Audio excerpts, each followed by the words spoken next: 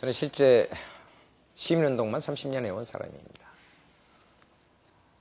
옹금 서산동의 골목 후비진 곳에서부터 대불산단 우리 조선소 노동자들의 그 현장까지 늘 마음으로 또 발품 팔며 같이 그 세월 살아왔습니다.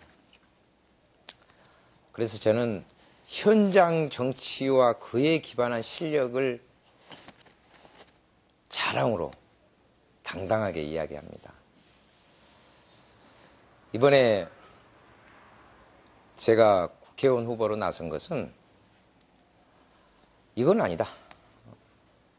정치가 이건 아니다. 특히 목포의 정치가 이건 아니다. 앞으로 나가지는 못할 망정 최소한 정치 원칙이라도 지켜야 됨에도 불구하고 오히려 뒤로 후퇴하고 뒷걸음질 치고 후퇴, 의연한 그런 정치 시민들이 이건 아니다는 목소리가 대단히 높습니다. 시민단체 진영에서도 이번만큼은 이건 아니다. 그래서 최소한 시민단체 진영을 대표하고 있는 윤소아가 그 책무를 좀 다해야 된다. 그래서 추대했습니다. 또 민주노동당 당원들이 압도적으로 98%입니다. 압도적으로 선출해 주셨습니다. 그래서 저는 특히 지난 대선 12월 19일 날 3.01%의 그랬습니다. 참패를 당했습니다. 그 모습을 보고 이럴 때 이 절망감, 허탈감에 빠져 있을 때 오히려 정말 새로운 사회를 꿈꾸고 그것을 읽어가는 사람은 이런 때 해야 된다. 이런 때 그 책임을 다해야 된다. 그래서 4일 후에 해단식을 할 때 후보의 부름을 받겠다. 책임을 지겠다. 열심히 하겠다.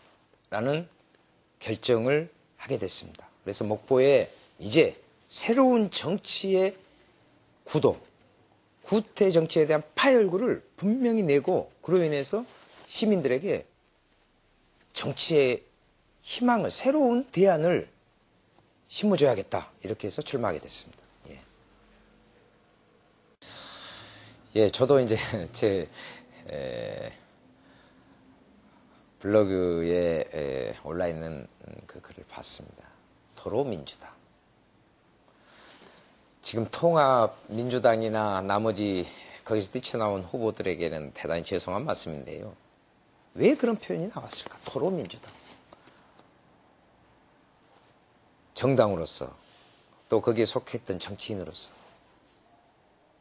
부끄럽지 않습니까? 도로민주당.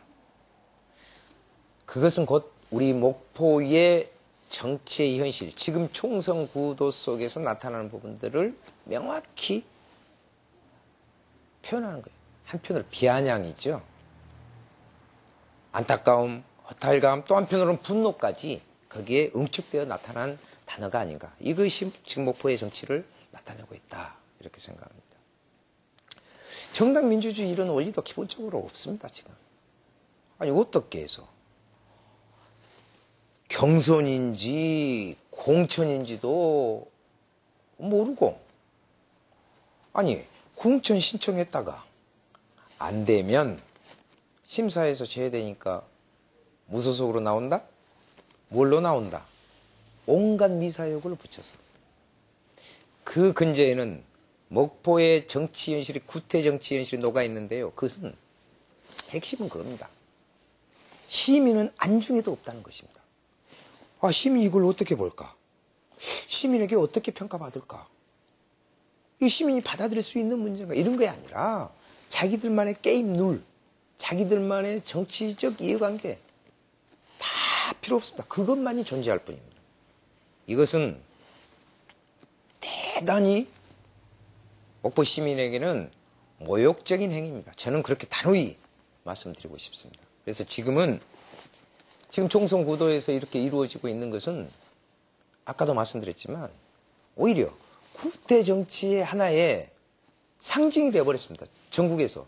아, 목포가 정치 1번지로서 뭔가 새로운 걸 향해서, 보다 나은 것을 향해서 가는 이런 것들이 아니라 도로 민주당, 도로 옛날 정치, 구태 정치, 바로 이것이 아닌가.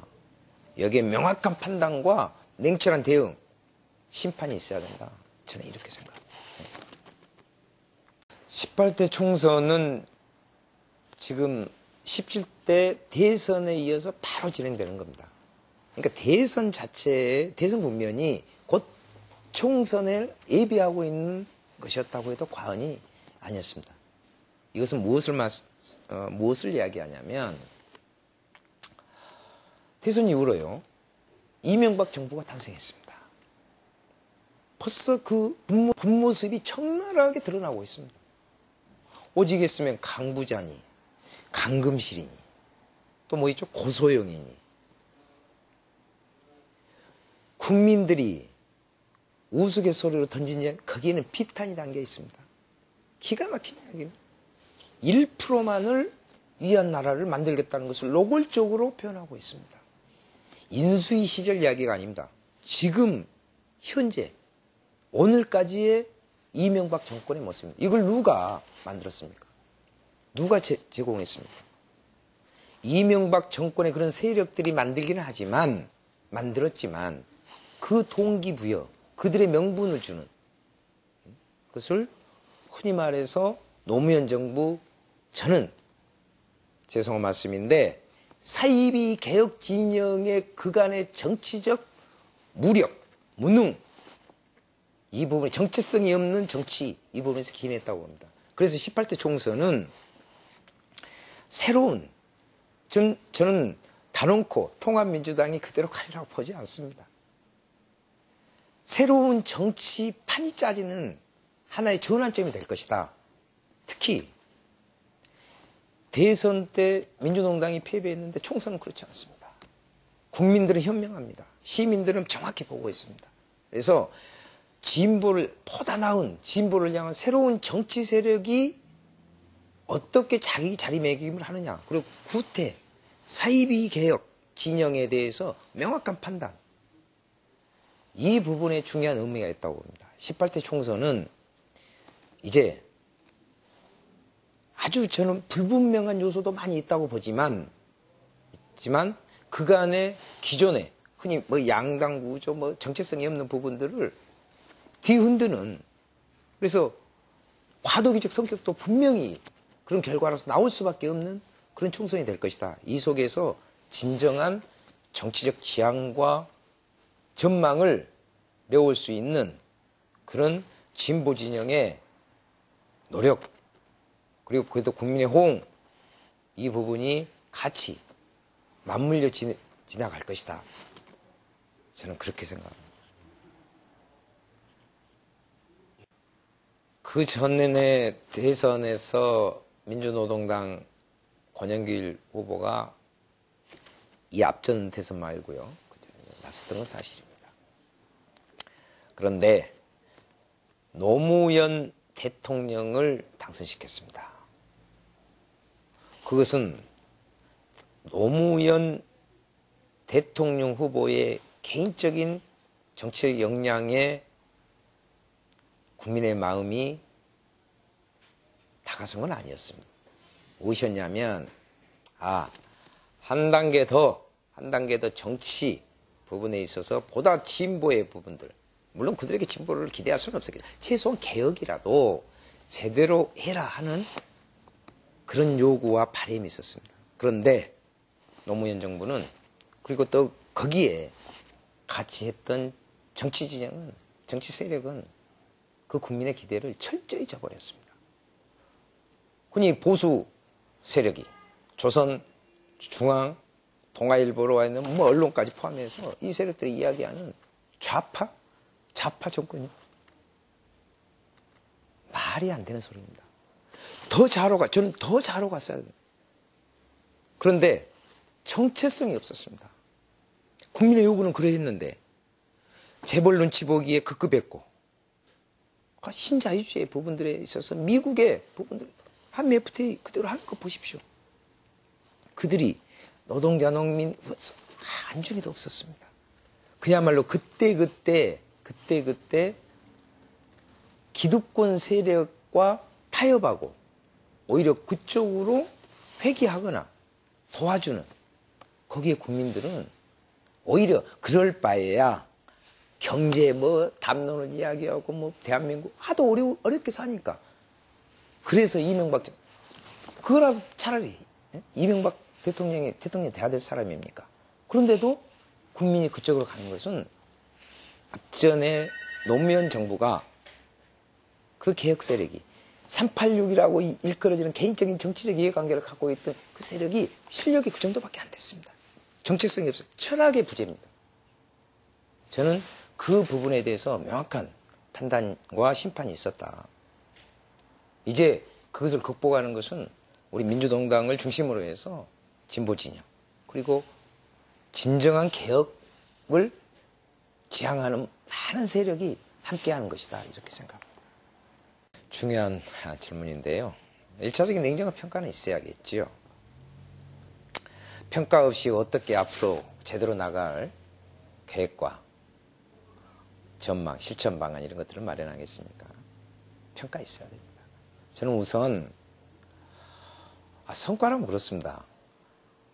실제로 2004년에 10석의 민주노동당 국회의원을 만들어준 국민이었습니다. 그것은 그간에 생소했거나 아니면 워낙 왜곡된 역사 속에서 미처 느끼지 못했던 진보 뭔가 미래가치 진정한 국민들의 밑에서부터 현장의 이야기를 담아내는 그런 정치 세력이 필요하구나 하는 것을 느끼고 표현한 것입니다. 저는 10석이 절대 그 당시에 작은 것만은 아니었다. 그래서 민주노동당이 실은 많은 일을 했습니다. 정말 국정감사 영어 좀 쓰겠습니다. 베스트 5 하면 거기에 5명이 거의 민주노동당 의원이었고 출석률, 정책, 발의 부분에 있어서 민주노동당 의원만큼 심지어 보수 언론들조차 그것을 어떻게 해볼 수가 없었습니다. 왜? 그렇게 열심히 잘했습니다. 실력이 있었습니다. 그 실력이 어디서 나오냐? 정말 국민에 대한, 시민에 대한, 주민에 대한 진정성에서 그런 실력이 저는 나온다고 봅니다. 현장성이죠. 예를 들면 여러분들 지금 병원에 입원하면 큰 것입니다. 병원에 입원하면 식대 있잖아요. 이제 옛날에 4,000원, 5,000원 다 냈습니다. 반값 냅니다. 의료보험 적용했습니다. 누가 했습니까? 민주노동당 현혜자 의원이 했습니다. 또 아토피 부분들 좋습니다. 장애인 차별금지법 이 부분에 대해서 다시 개정 강제 조약 넣어야 지금까지 못하고 있습니다. 민주노동당 의원도 그걸 위해서 해왔습니다. 부도난 임대주택 임차인들의 그 부분을 지키기 위해서 그걸 해냈습니다. 누가 해냈습니까? 가두 수수료이나 부분적이긴 하지만 누가 해냈습니까? 그리고 대형 할인점 영업시간 제한해야 한다고 유통산업법 개정안 누가 발의했습니까? 되고 있지 않습니다. 기득권들의 정치인들 때문에. 그런 많은 좋은 일을 하고 인정을 받은 부분들 있습니다. 그런데 한계도 있습니다. 물론 수적 열세를 갖고 변명으로만 한다면 저는 이것도 문제라고 봅니다. 그런데 민주노동당이 이 부분은 보다 넓게 많은 국민들의 바람을 다 실현하지 못했습니다. 어떤 의제나 정책이 있으면 국민들이 거기에 동의해주고 너희들 그거 맞다. 우리의 힘을 합할 테니까 같이 하자. 라는 부분들을 이끌어주고 같이 참여시키고 하는 어떤 대중이 함께 참여하는 이런 부분에 열려있고 이런 부분 솔직히 맞춰있고 했던 부분도 많이 있습니다. 인정합니다. 냉정히 평가받아야 될 부분이 있다고 생각합니다. 이제 민주노동당은 보다 더 넓어져야 됩니다. 넓어진다는 건 단순히 수 많게 하자 이런 게 아닙니다. 많은 이들의 정말 소수자들의 그런 이야기부터 해서 그것을 다 담아낼 수 있는 넓고 큰 깊은 그릇이 돼야 됩니다. 그래야 국민이 이제 정치적 대안인 한 세력이 생겨났구나. 현실적인 여기다 한번 힘을 못해자. 내 마음과 발품을 팔자 하는 부분을 동의를 이끌어낼 수 있어요. 그러면 성장하고 그 힘으로 정말 집권을 하게 되는, 그래서 사회에 진짜 새로운 사회를 하는 정치적인 꿈을 현실화시키는 그런 것이 되지 않을까 이렇게 생각합니다. 솔직히 말씀드리면 다 하고 싶습니다. 정말 우리 노동자들이 환경노동에도 가고 싶고요. 이 복지의 문제, 형식적인 복지가 아니라 정말 그 국가적인 측면에서 정책적으로 보장해야 될 복지의 문제, 이것도 좀 하고 싶고요. 많습니다만은 우선 꼽으라면 환경노동에서 노동자의 부분을 1차적으로 좀 열심히 현장의 이야기를 담아서, 이거 아닙니다. 정말 현장 가면요 정말 눈물 납니다. 그들의 이야기를 법으로 그들을 보호할 수 있고 그들의 기본적인 이익을 실현할 수 있는 기본적인 것을 말씀드립니다. 해야 될 부분이 너무나 많습니다. 특히 이 신자유주의의 이 광풍 속에 IMF, 김대중 정부요, 노동자들의 아픔과 고통 속에서 자기 정치적 그 부분에서 아닙니다. 그 속에서 노동자, 농민, 서민 다 죽어갔습니다. 국가의 부 다 넘겨줬습니다. 그런 걸 보면서 결국 우리가 고통은 다 받고 서민들이 다 받고 그들이 그렇게 했구나 하는 것을 이제 서민들이 다 합니다. 그들의 이야기를 다시 회복해야 됩니다. 그리고 대안을 특히 비정규직의 문제 850만이 넘습니다. 이 문제는 비정규직하면 쫙 구호가 아니라요. 지금 대부분 산단에, 삽진공단에, 저기 하원 반도에 널려있는 게 비정규직이고, 대형 할인마트에서 그 서서 하는 캐시어부터 해가지고 우리 어느 곳도 현장 하나 비정규직 문제에서 떠났어. 이 부분 해내고 싶습니다. 그래서 지금 있는 상임위 명칭이 또 어떻게 바뀔지 모르지만 환경노동이 거기에서 하고 싶고요. 하나는 교육 분과 가고 싶습니다. 왜냐하면 교육열 우리 너무 자신론제 때문에 많은 부분들 하잖아요. 교육이요. 교육 제도 너무나 문제가 많지 않습니까? 그것이 교육 속에, 교육 제도 속에서 끝나지 않지 않습니까? 우리 생활 속에서, 우리 가족 속에서. 그래서 이 부분에 교육의 미래는 우리의 나라의 미래를 만드는 것입니다. 그 부분에 일하고 싶은 게 사실입니다. 그런데 다 하고 싶습니다. 예, 저는 지역의 현실에서 출발합니다. 가장 중요한 것은 아까 말씀드린 비정규직의 문제를 정규직으로 해내는, 아니면 비정규직의 최소한의 노동 생존권을 보장할 수 있는 각종 법을 우선이라도 만들고 싶습니다. 예를 들면 테이블공단에 10명 중에요 9명의 노동자가 임금을 다 떼어봤습니다. 그들은 임금 인상 이렇게 요구하지 않습니다. 오히려 계속 이야기하는 게 그렇습니다. 임금이라도 제대로 받게 해달라. 상습적으로 그렇게 되어 있습니다. 어느 경우 체불임금, 어느 사례 이런 이야기가 아닙니다. 그래서 그것을 막아낼 수 있는 부분이 있습니다. 뭐냐면 원하청이, 원청과 하청이 연대 책임을, 최소한 임금만큼은 연대 책임을 지는 법제화를 하는 것입니다. 비정규직이 노동자가 누구가 합니까? 결국 원청 그 배 다 받고 동일한 장소에서 동일한 노동하고 있습니다. 그런데 단순 신분이 비정규직입니다. 어디에서 파견근무, 예? 이런 식입니다. 그래서 안 됩니다. 이 부분을 해내는 것부터 해서 특수고용 노동자, 덤프, 건설기계 노동자들, 노동자 지위를 왜 보장하지 않습니까? 당연히 해야지 않습니까? 그 부분들에 대해서 특수고용자들의 노동권을 보장하는 문제에서부터 해서 해내고 싶습니다. 노동 현장에 있어서 이러한 법의 부분들을 전문적으로 연구하고 그것을 현장 속에서 이끌어내는 거. 그렇게 해서 하고 싶은 게 있고요. 덧붙여 말씀드리면 제가 삼성 홈플러스 반대 투쟁, 대형 할인 매장 반대 투쟁을 하면서 느낀 게 많이 있습니다. 진짜 목포 지역이 중소자영업자가 너무나 비율이 높습니다. 전국적으로도 마찬가지겠지만 특히 목포가 그러합니다.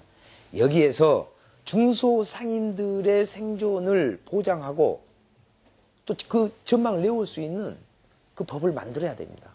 유통산업발전법을 개정한다든지 아니면 지역 그 대형 할인 매장의 공동 이윤을 지역으로 환원할 수 있는 부분들을 법제화한다든지 이런 것들이 대단히 많습니다. 그러한 부분에 진짜 전문적으로 연구하고 현장의 이야기를, 현장의 바람을 국회 법제화를 해내는 그런 의정활동을 하고 싶습니다. 그 밖에도 많습니다. 예. 선거 때 되면 특히 예산 확보 문제가 주요 화두로 떠오르고 특히 지금 뭐 후보들이 그런 이야기를 합니다. 인맥을 이야기합니다. 인맥을.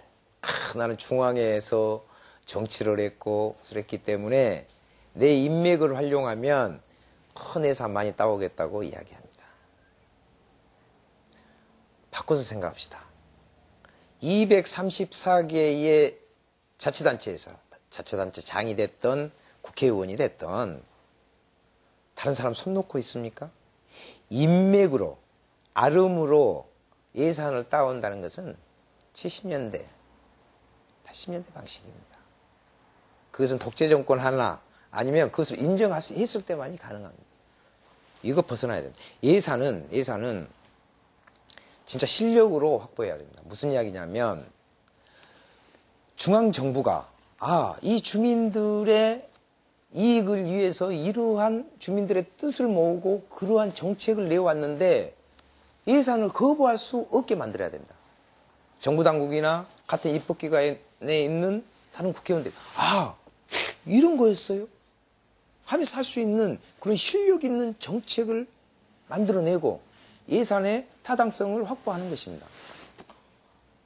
저 서해안 고속도로 이야기 많이 하던데요. 이게 걸쳐 있는 자치단체장들이 자기들이 다 예산 따왔다고 그럽니다.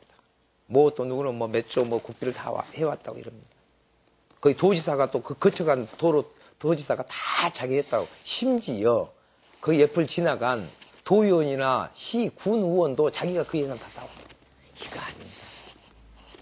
저는 재정 자립도가 30%를 밑돌고 있는 이 목포의 현실에서 인맥을 이야기하면 저도요, 옛날부터 쭉 운동을 해오면서 정치적으로 이렇게 들어가, 국회에 한 20여 명이 넘는 개인적 친분관계를 갖고 있는 사람도 있습니다. 그런 것이 아닙니다. 그러면 부정이 생기게 됩니다. 왜냐하면 리베이트가 발생합니다. 그렇지 않겠습니까? 그래서 그게 정치자금으로도. 그런 인맥 위주의 부분이 아니라 이렇게 해야 됩니다. 예산은 기본적으로 주민들이 참여하는 지금 기초단위나 이런 데서 그런 주민 참여 예산제가 있는데요. 그것도 지역에서 국회의원도 각계각층이 모여서 이런 예산, 이런 정책이 필요한데 수여하려면 이런 것들이 필요하다 하는 분들 같이 짜는 겁니다. 다른 지역에서 못하는데 우리는 이렇게 짭니다. 그걸 한번 내봅시다.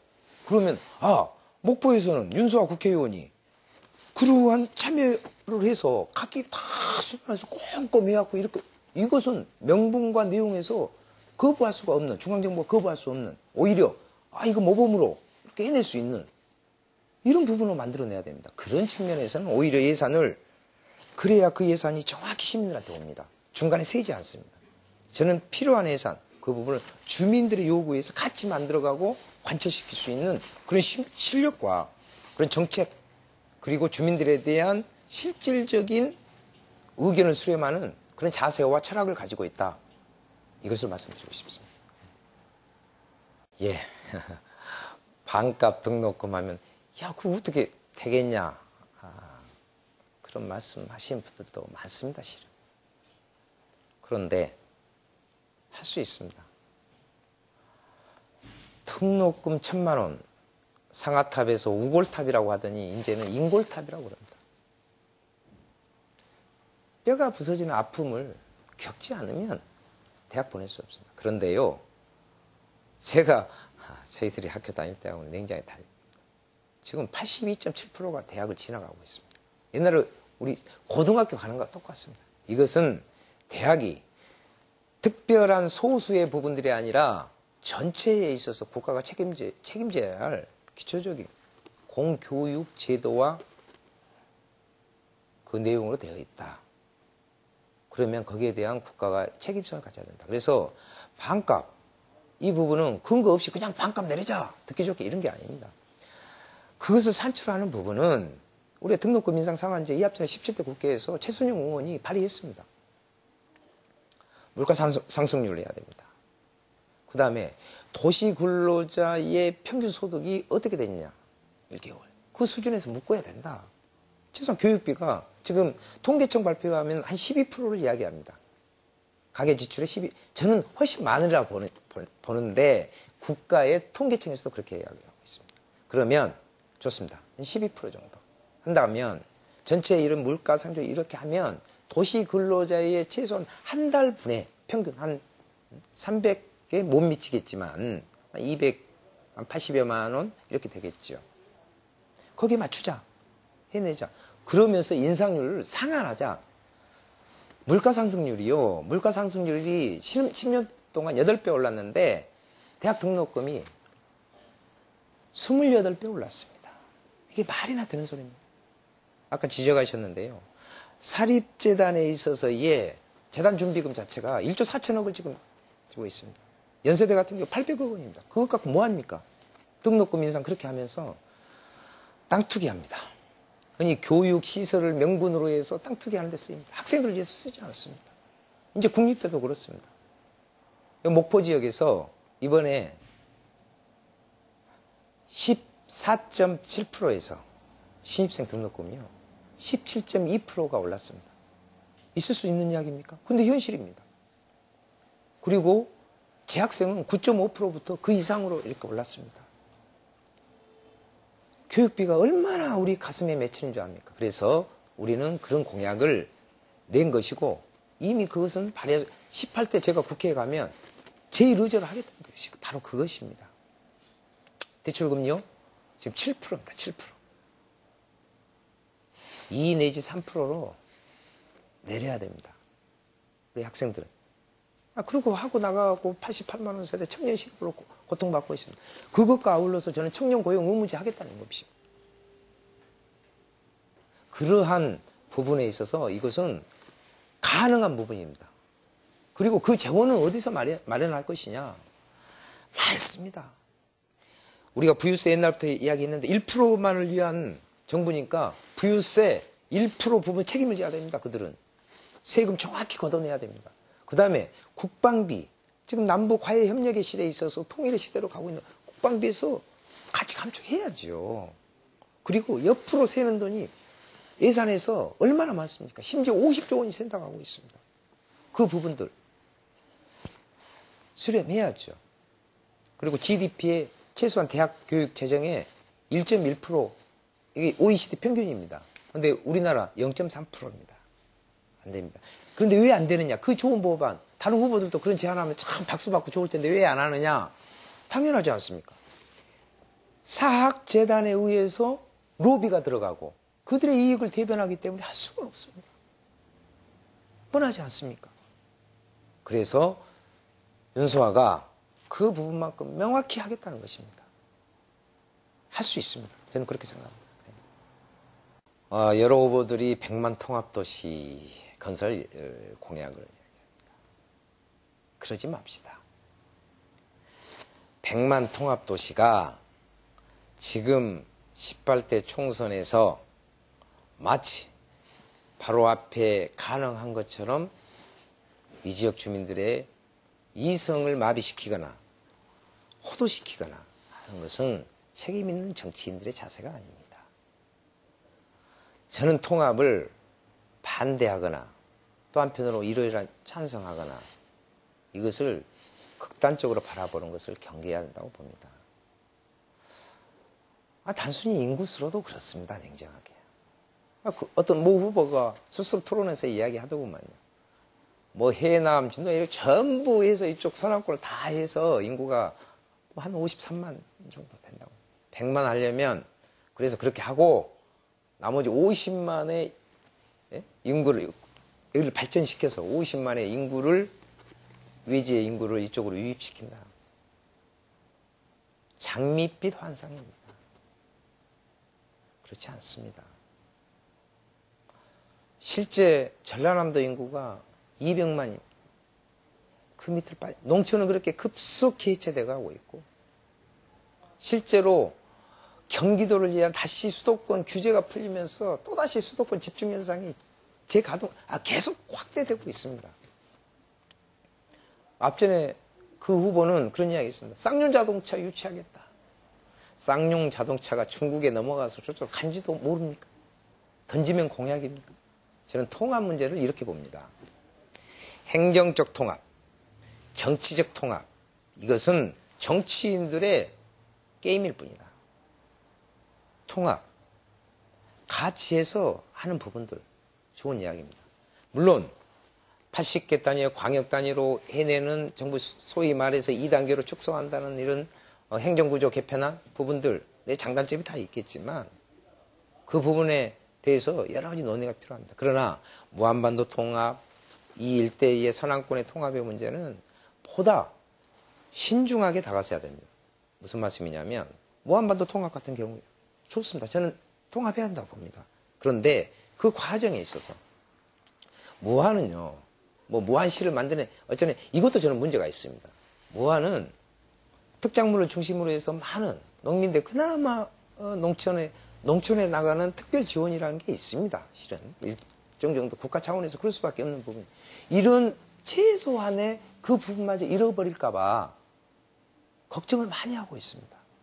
저는 오히려 말이죠. 오히려 무안과 목포와 무안이 정말 같이 소통하고 나누는 구조적인 부분을 만들어야 됩니다. 단순히 어떤 뭐 화장터 이런 이야기만을 한 것이 아닙니다. 서로 유통할 수 있는. 제가 사막대교 부분을 옮겨서 내양 쪽에서 지금 영역이 아예 들어가지도 않았으니까 안 됐으니까 해야 된다는 부분은 그렇습니다. 영암, 해남, 진도에 그런 풍부한 농산물이 이쪽으로 들어와야 됩니다. 그래서 여기서 창판을 벌여야 됩니다. 목포에서. 그럼 사람들이 노동자들이 거기 와서 그것이 원도심을 살리는 것이고 또 농촌과 그쪽 지역과 우리 목포를 하나로 만드는 경제공동체, 우리 자립적인 경제공동체가 형성이 되는 겁니다. 그러면 서로의 필요에 의한 통합의 가능성들이 높아지는 겁니다. 긍정적인 통합의 과정이죠. 이것을 해야 하지 않겠습니까? 또 하나는 저는 우리가 경제적 통합, 생활적 통합, 문화적 통합을 위한 소통의 부분이 전혀 없는 게 아닙니다. 시군 행정협의회라는 게 있습니다. 그런데 무엇을 하고 있냐? 시군의 시장 군수들의 정치적 자기 파워게임 하고 있는 것입니다. 전혀 가동되지 않고 있다. 예를 들어볼까요? 그게 무슨 이야기입니까? 영산강 하구뚝에 그렇게 하지 말라는 백과 천박하게 2억 원 들여서 해놨습니다. 어디까지 했습니까? 영안군 관내 넘어가니까 거기까지만 딱 이것이 소위 말해서 행정 단위의 자기 행정 단위의 관료들이 갖고 있는 철학입니다. 나중에 이제 영암에서도 했죠. 대불산단 그 도로 포장해 주라니까 영암군에서는 왜 목포 사람들이 많이 다닌다고 그러냐. 유달공원묘지 가는 길 옛날에 그 진흙길 제가 몇 등 가리라는 칼럼에서도 썼는데 몇 등 가는 길이라는 왜 무안에서는 왜 목포 사람들이 많이 다니는데 우리보다 해라 하냐. 목포는 뭐라 하는 줄 압니까? 목포 시민들이 거의 만여 명의 우리의 조상들이 모셔져 있는 곳입니다. 그런데 왜 무안 소관인데 그러다가 요즘에 이제 물론 문제 제기 계속 하고 해서 몇 년 만에 시민 포장이나 됐습니다만은 이러한 것입니다. 통합은 일상적인 경제 생활에서의 교류와 부분들이 같이 이루어지는 경제적인 생활적인 공동의 판을 벌이는 그런 통합. 그리고 문화의 통합. 그래서 서로의 필요성을 느끼는 겁니다. 저는 그런 과정에서의 발전적이고 긍정적인 통합만이 이 지역을 진정으로 발전시키고 그 안에 공동체를 제대로 된 공동체를 만들어낼 수 있다. 저는 이렇게 생각합니다. 제가 오늘 자유시장 앞에서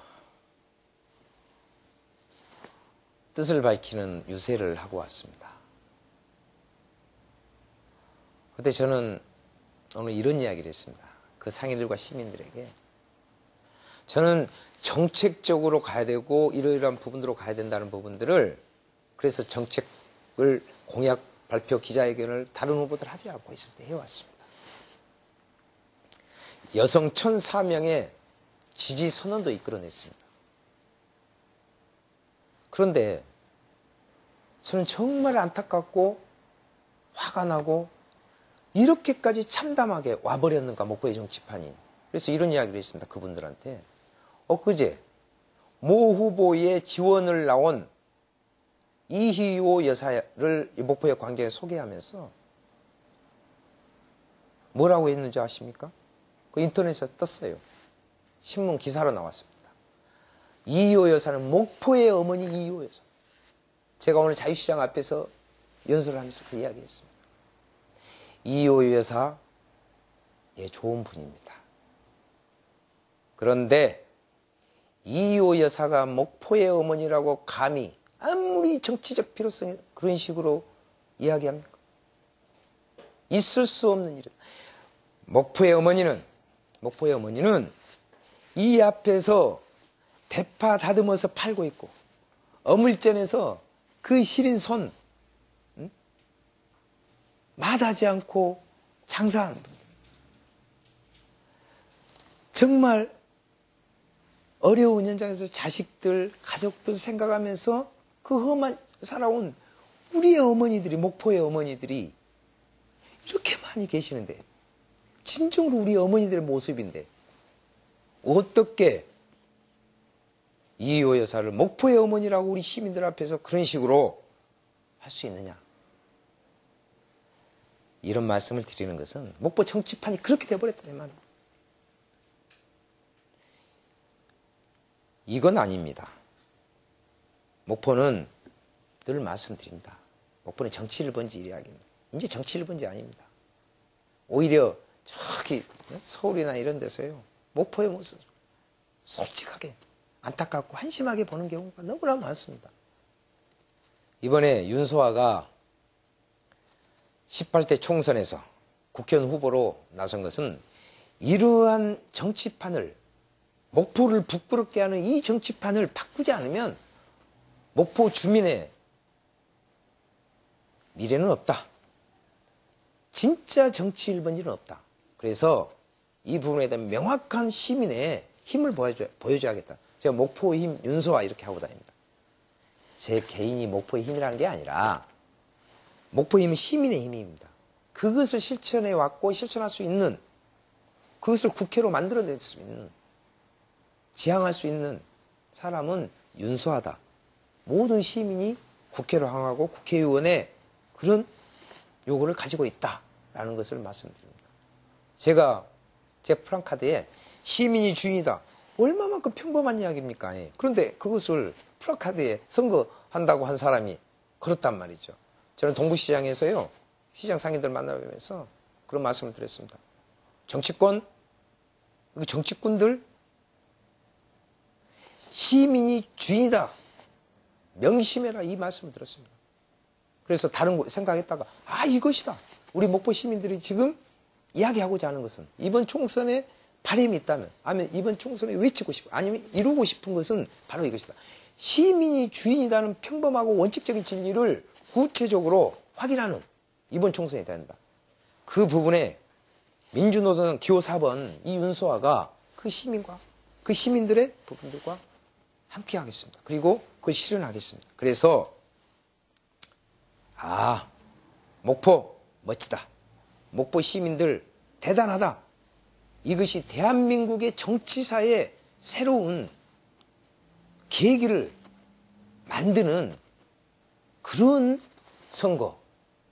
해내고 싶다. 그런 결과 얻어내고 싶다 하는 것이 제 바람입니다. 많이 마음 내주시고 발품까지 팔아주시면 정말 더 감사하겠습니다. 저의 승리는 시민의 승리입니다. 이번만큼은 시민의 힘을 명확히 보여줘야 된다고 생각합니다. 열심히 하겠습니다. 감사합니다. 예.